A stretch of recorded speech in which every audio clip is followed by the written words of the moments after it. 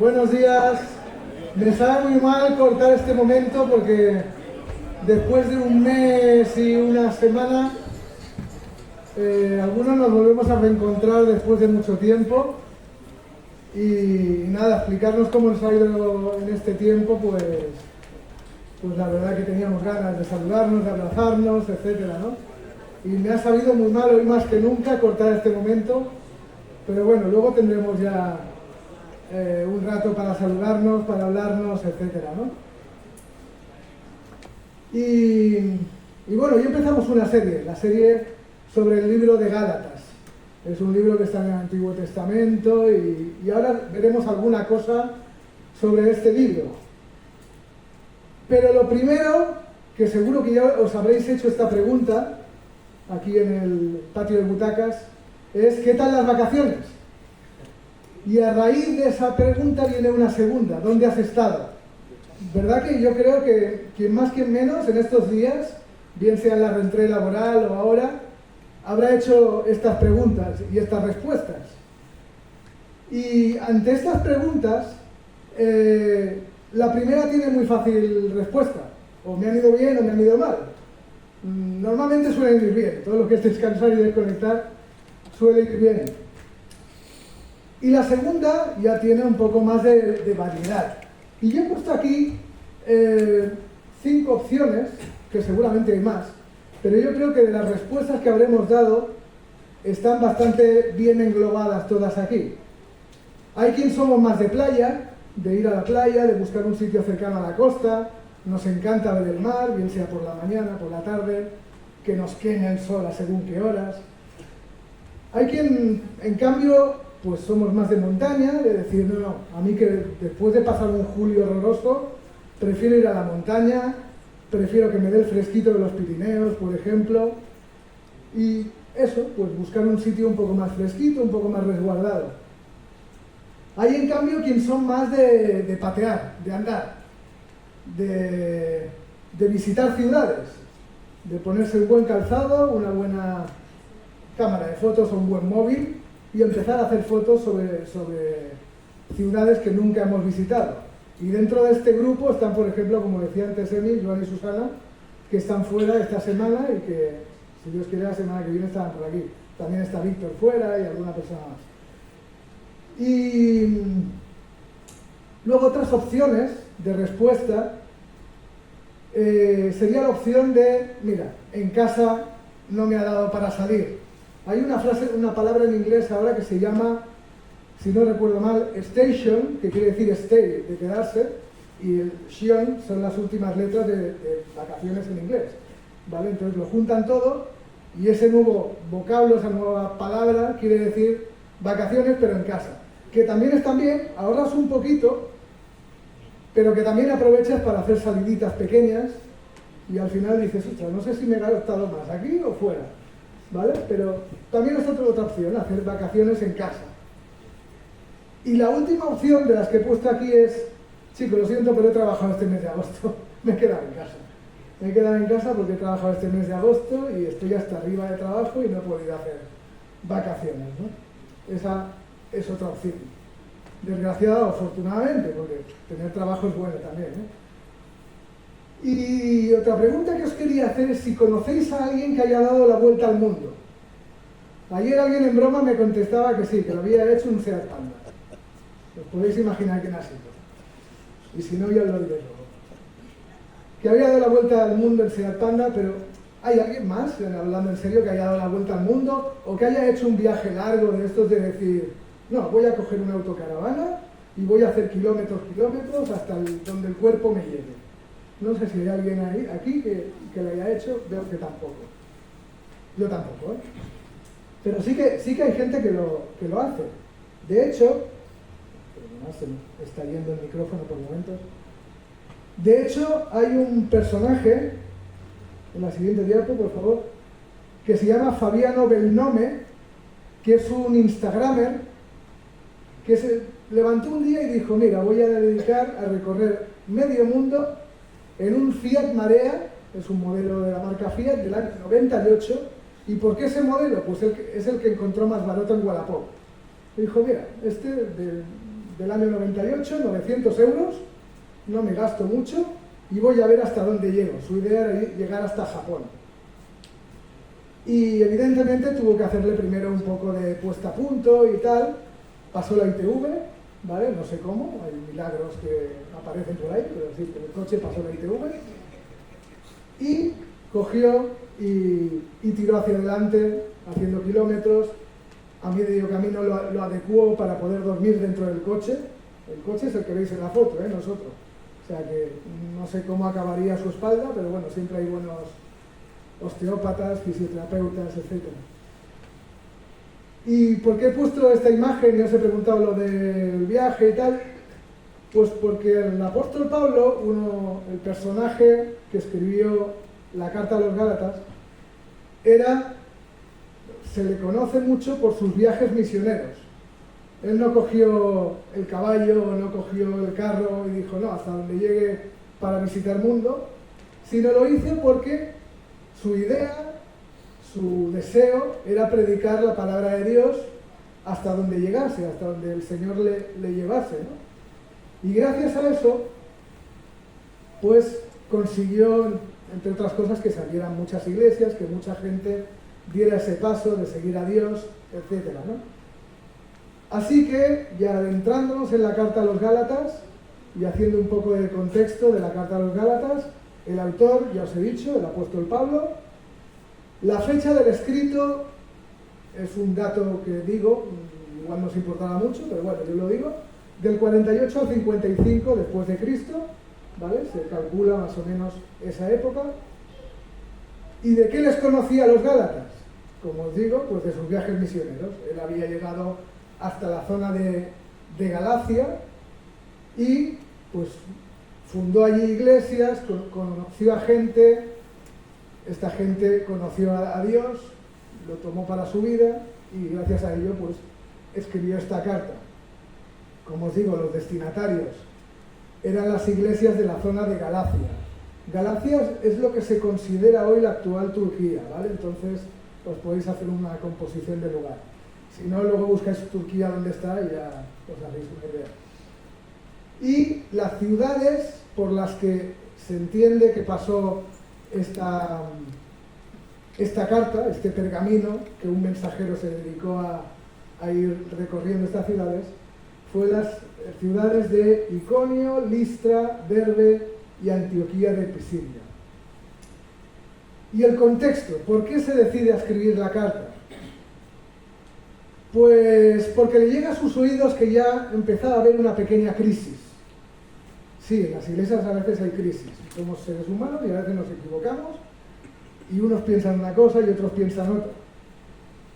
Y después de que él predicó el evangelio allí, algunos cristianos, os explicaré, algunos venían de familias de origen judío y habían aprendido desde bien pequeñitos lo que era la ley de Moisés, todo lo que nosotros conoceríamos como el Antiguo Testamento. Y habían en cambio cristianos que eran oriundos de allí, con lo cual no habían aprendido nada de la ley de Moisés y entendían lo que les había dicho Pablo, que la salvación, el creer en Dios es algo que es un regalo, de ahí el título de la predi de hoy, y que no hacía falta hacer nada más, ninguna norma ni ninguna tradición. Pero en cambio los que eran de origen judío intentaban empujar, y que por ejemplo una de las normas más sagradas de la ley de Moisés era que había que circuncidarse.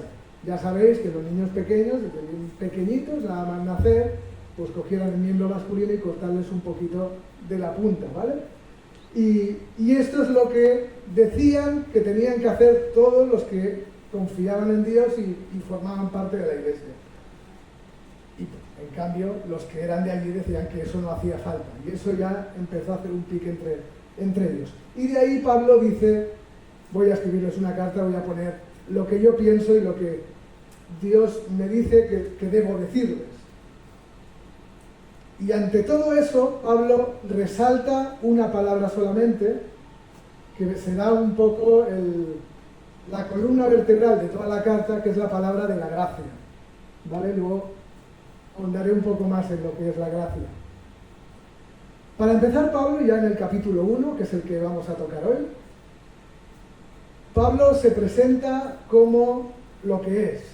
Ya lo veis aquí, Pablo, apóstol, es decir, enviado de Dios, ¿vale? No por investidura ni por mediación humana, es decir, no me he levantado un día diciendo, a partir de ahora soy apóstol, y que nadie me lo discuta, no. Sino que él sentía el llamado de Dios y Dios le había llamado directamente a él. Y sigue diciendo, no por investidura ni mediación humana, sino por Jesucristo y por Dios Padre. ¿Qué más dice? En el versículo 7 dice ya un poco lo que es el meollo del por qué escribe la carta, como os decía. Va a dejar claro de que no hay otro evangelio. Que nadie se invente cosas porque no hay otro evangelio. Es decir, ciertas personas están sembrando confusión entre ustedes y quieren tergiversar, quieren cambiar el evangelio de Cristo. Ante esas normas, esas tradiciones que querían inculcar, Pablo dice, no. Esto no es lo que vino a enseñar Jesús. Jesús vino a enseñar otras cosas. Y pretende dejar claro que nadie venga con mentiras o con falsas tradiciones o con cosas raras para cambiar nada de lo esencial del Evangelio. Evangelio es una palabra que utilizamos los seguidores de Jesús en las iglesias. Evangelio quiere decir buenas noticias. La buena noticia que trajo Jesús a esta tierra, es decir, yo soy el camino para llegar a Dios. Tú te has apartado de Dios, vivías alejado de Dios, yo soy la buena noticia, el camino a Dios. Eso quiere decir ni más ni menos evangelio. Más que nada lo explico porque igual hay alguna persona aquí que es la primera vez que viene y la primera vez que oye estas palabras. Y creo que es bueno explicarlo. Y sigue diciendo Pablo algo de cómo era él antes de ser seguidor de Jesús. Todos tenemos una historia, todos tenemos una mochila detrás con nuestro pasado, que a veces nos duele, a veces nos impulsa, pero todos tenemos nuestra forma de ser, nuestro currículum, ¿no? Y Pablo dice lo siguiente: ustedes están enterados de mi conducta cuando pertenecía al judaísmo, de la furia con que perseguía la iglesia de Dios tratando de destruirla. Es decir, yo estaba, permitidme, en el bando de los judíos, en el bando que decía la ley, hay que cumplirla a rajatabla, e incluso pienso que estos que dicen que son seguidores de Jesús, no me los acabo de creer mucho. Y no me los acabo de creer de tal manera que cojo y les persigo y los mando a las autoridades religiosas. Y eso es lo que realmente hacía. ¿Cómo actuaba Pablo? Pues de esta manera. Perseguía a cristianos, los presentaba a las autoridades religiosas y cumplía con estos castigos que básicamente era apedrearlos o algún tipo de tortura parecida hasta matarles. Y en alguna historia aparece como un seguidor de Jesús que aparece en Hechos, que se llama Esteban. Aparece ya este personaje Pablo, que antes se llamaba Saulo, como está cuidando las ropas de las personas que están apedreando a este seguidor de Jesús, a Esteban. Y ese es el inicio de cómo era Pablo antes de seguir a Jesús. Así que esa historia, esa mochila la tenía Pablo ahí y no le duelen prendas de recordarlo y quiere dejar claro de lo que para él es importante respecto a la palabra. Y para él lo importante y lo esencial no es otra cosa que la gracia de Cristo. Y bueno, ya es la segunda vez que digo esto de la gracia de Cristo. Y es otra de estas palabras que quizás, como digo yo, utilizamos en el idioma cristianés. Y es una palabra que a lo mejor es difícil de explicar. Y cuando estaba preparando todo esto, digo, a ver cómo lo explico yo ahora. Y me acordé de Joan. Que Joan se ha pasado toda la temporada pasada inculcándonos en que fuéramos a la inteligencia artificial, al chat GPT, Os suena, ¿verdad? Alguna vez lo ha dicho desde aquí arriba, y más de una. Y fui al ChatGPT y le pregunté, explícame en términos claros qué es la gracia de Cristo. No me convenció, no lo vi todavía demasiado claro. Y entonces seguí preguntando y le dije, explícame en idioma muy sencillo, en lenguaje, perdón, muy sencillo, que lo pueda entender un niño, qué es la gracia de Cristo. Y entonces me contestó lo siguiente, esto ya me ha convencido un poco más. Dice, la gracia de Cristo es que Jesús nos ama, que nos perdona y nos regala una vida nueva aunque no lo merezcamos. Creo que en pocas palabras es una definición que más o menos se asemeja, y creo que todos lo podemos entender, a qué es la gracia de Cristo. Es decir, darnos cuenta que Jesús nos ha amado, viniendo a esta tierra y queriendo arreglar esa situación de alejamiento entre el hombre y Dios, nos perdona, es decir, olvida nuestro pasado, todo lo que hayamos hecho, y nos regala una vida nueva aquí, pero una vida nueva también después de morir en este mundo. Sabemos que tenemos una vida después, y todo eso sin merecerlo, porque si empiezo a nombrar todos los errores que tengo, no tendría tiempo de hacerlo, con lo cual ya os podéis imaginar, porque además es que no es algo que me atañe a mí solo, es que desgraciadamente todos fallamos, ¿no? Y Pablo entendía que nada mejor que explicarlo con su propia experiencia. Es por eso que entendía que su vida pasada era importante, y por eso la explica mucho durante todas sus cartas. Aquí en Gálatas, por cierto, no lo he dicho al principio, os recomiendo que os leáis la carta. Es breve, lo podéis leer en nada, media hora, si leéis despacito, la tenéis leída, y yo creo que os puede ir bien para hoy y para los siguientes domingos. O sea que nada, un poco de deberes a principios de septiembre creo que va bien. Os lo preguntaré si habéis leído Gálatas la semana que viene. Pues eso, él en Gálatas, pero también en otras partes, en primera persona explica lo que para él era su vida pasada, lo que había hecho y lo que es ahora. Y luego también hay una explicación en el libro de Hechos de alguien que lo explica, por decirlo así, Lucas, que es el autor de Hechos, lo explica pues en directo, ¿no? Lo que pasó en aquel momento en el que, ya sabéis, la famosa frase de caerte del caballo. Eso viene de que Pablo en su día cayó del caballo, Dios se le presentó y le dijo quién eres y por qué me estás persiguiendo, etc. Y a raíz de ahí es cuando Pablo da un cambio en su vida. Pues esa historia también se nos explica en el libro de Hechos. Y si Pablo lo explicó tantas veces, es que él estaría muy agradecido, digo yo. Es que Dios había cambiado su vida y él estaba muy agradecido a cómo había ido todo, dándose cuenta de lo que él era antes y de lo que él era ahora. Así que para él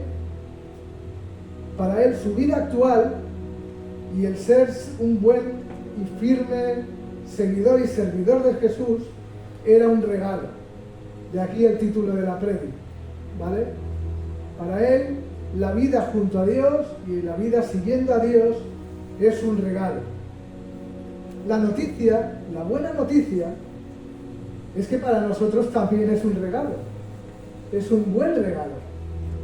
Hemos dicho la definición: nos ama, nos perdona, nos regala.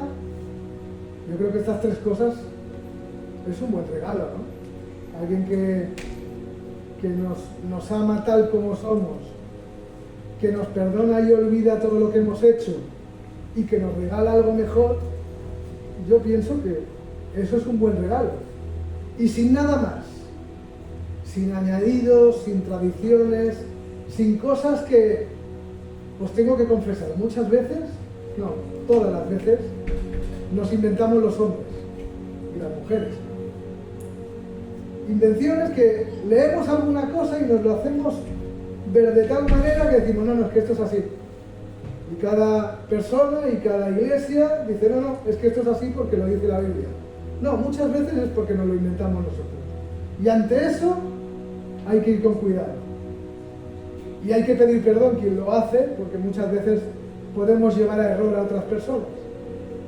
Así que dejemos de un lado las normas y tradiciones que no sirven, y lo que realmente sí que sirve es este regalo que es la gracia de Cristo.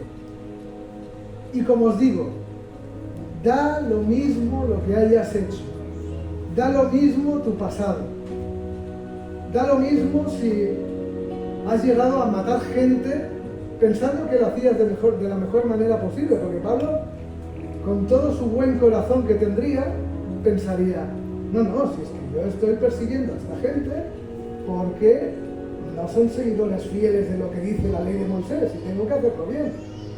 Pero no, se estaba equivocando. Y Dios nos perdona a pesar de que hayamos hecho cualquier cosa. Evidentemente, creo que aquí nadie ha matado a nadie. Pero sí que hemos cometido errores que tienen que ver con nosotros, con nuestro ser interior, que tienen que ver con molestar, con ofender a los demás. Y todo eso puede haber hecho que personas hayan dejado de lado el seguir a Jesús porque han visto que en mí hay algo que falla. Y eso Dios lo deja a un lado. Eso dice, no, da lo mismo lo que yo haya hecho, da lo mismo lo que Tom haya hecho, da lo mismo siempre que demos el paso de decir, no, Señor, es que yo a partir de ahora quiero seguirte, quiero servirte, quiero que me perdones por lo que yo he hecho hasta ahora y quiero salir adelante, quiero aceptar este regalo. Eso no quiere decir que una vez siendo seguidores de Jesús podamos hacer lo que nos dé la real gana. Yo salga de aquí y empiece a hacer pues las mil y una. Evidentemente hay que ser un poco consecuente con la vida y decir, a ver, si yo digo que soy seguidor de Jesús, tendré que actuar como seguidor de Jesús. Eso es verdad que es fácil de aceptar, difícil de hacer, pero fácil de aceptar. Así que pienso que todo esto que hemos dicho hoy, lo que nos enseña este primer capítulo de Gálatas, es un buen propósito del mes de septiembre. Yo no sé cuántos habéis hecho algún propósito para este mes de septiembre. Siempre hay 2 días, que es el 1 de enero y el 1 de septiembre, en el cual nos sentamos y decimos, no, este mes de septiembre que empieza este año laboral o escolar, voy a hacer las cosas mucho mejor. Y siempre nos decimos de hacer propósitos. La mayoría son buenos, pero suele pasar que el 30 de septiembre ya no los estamos cumpliendo. Pero pienso que es un buen propósito de septiembre el decir, oye, pues si Dios me ha hecho este regalo, creo que es bueno, es lógico y es genial poder decir, oye, pues voy a aceptar este regalo y voy a vivir de acuerdo a lo que Dios quiere que sea y de lo que Dios quiere que viva. Y eso está evidentemente en la palabra de Dios. Así que os invito a tener este buen propósito y a salir adelante, porque además, si a Pablo le funcionó y a muchos de nosotros nos ha funcionado, pienso que no debe ser tan malo. Yo pienso que debe ser un buen propósito seguir por ahí. Así que os animo a todos a hacerlo, a salir adelante, a olvidar lo que hemos cometido erróneo, porque Dios lo ha perdonado, a no olvidarlo en el sentido de, bueno, no sigas cometiendo aquellos errores, mira adelante, pero sí a tener la mira de lo que Dios quiere en cada una de nuestras vidas. Y que Dios nos bendiga a todos.